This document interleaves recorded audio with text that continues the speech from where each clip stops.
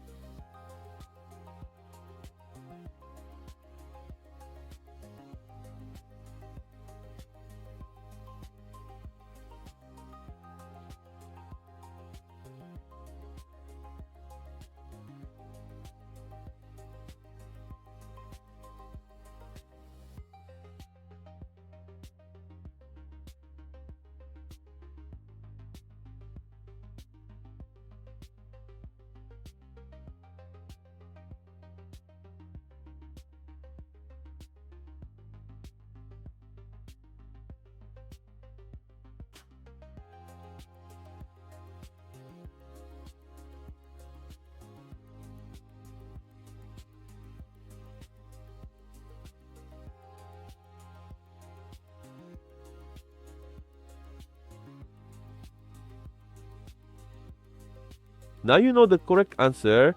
If you got it right, comment below. If you got it wrong, don't worry. This type of expression tricks many people. Leave your like and subscribe to the channel and follow the upcoming challenges. See you in the next video.